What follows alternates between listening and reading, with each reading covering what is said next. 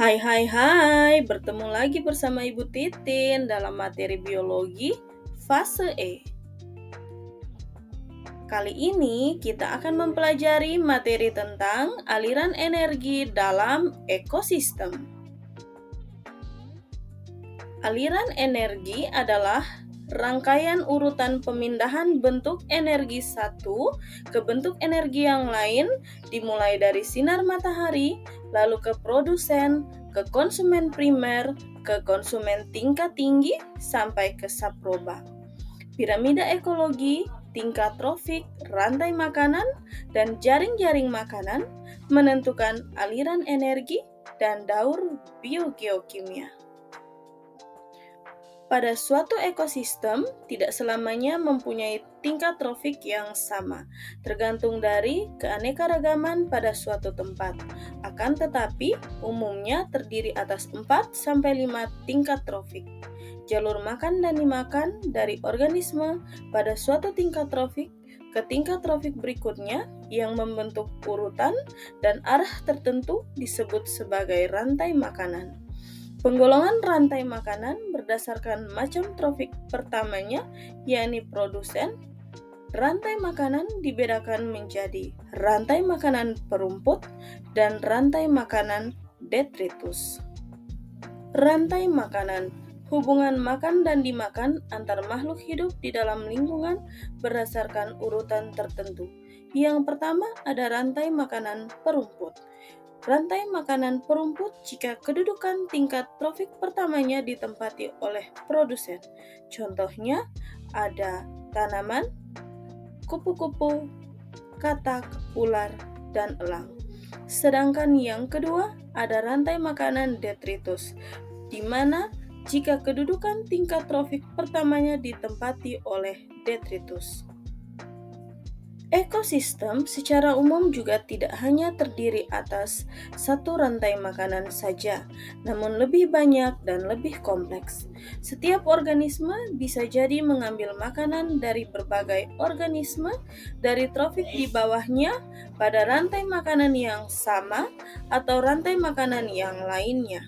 Sebagai contoh, organisme pemakan segala atau omnivora bisa saja memakan produsen dan konsumen dari berbagai tingkat trofik.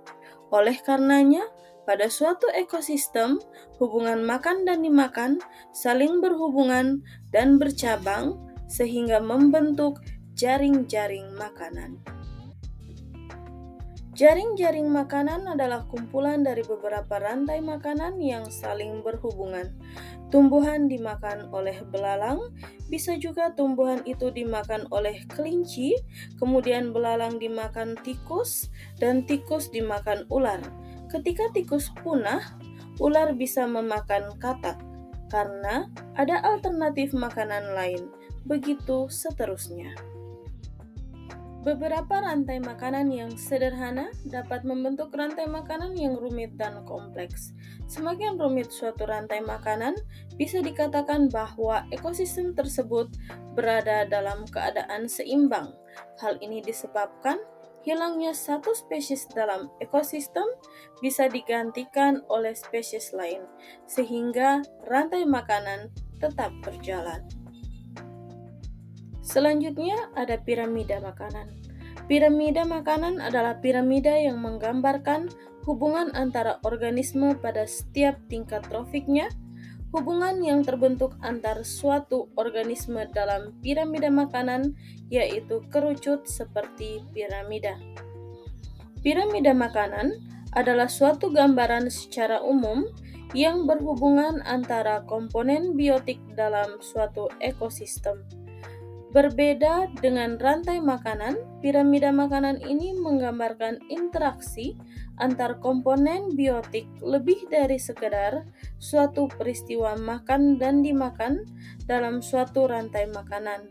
Dalam suatu ekosistem, tumbuhan sebagai produsen memiliki jumlah populasi yang lebih besar dibandingkan dengan tingkat trofik lainnya. Pada piramida makanan, produsen, yakni tumbuhan, sebagai organisme yang dapat membuat makanannya sendiri, menempati trofik 1 atau trofik paling bawah. Dilanjutkan dengan konsumen 1 pada trofik kedua ditempati oleh hewan herbivora berukuran kecil, yakni hewan pemakan tumbuhan yang tidak dapat membuat makanannya sendiri. Selanjutnya pada tingkat trofik 3, ini bisa ditempati oleh hewan herbivora berukuran sedang maupun hewan karnivora.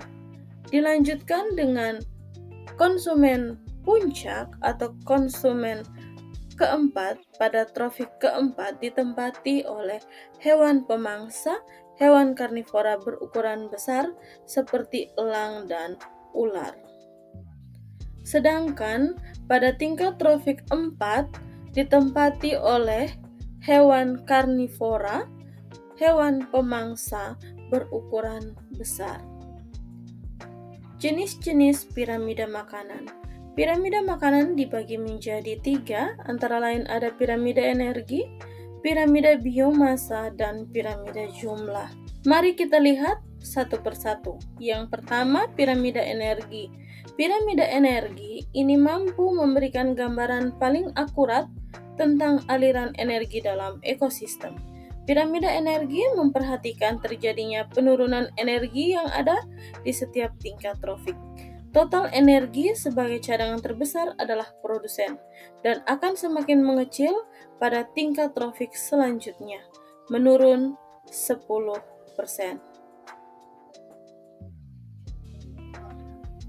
Selanjutnya yang kedua ada piramida biomasa.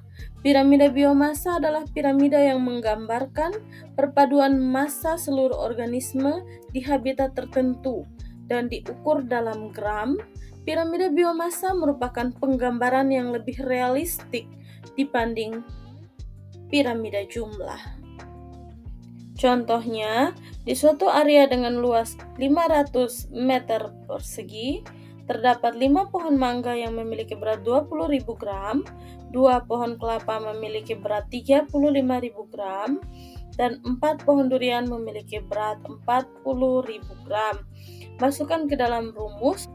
Rumusnya adalah jumlah dikali berat dibagi luas area. Maka untuk pohon mangga itu 5 kali 20.000 bagi 500, 200 gram per meter persegi.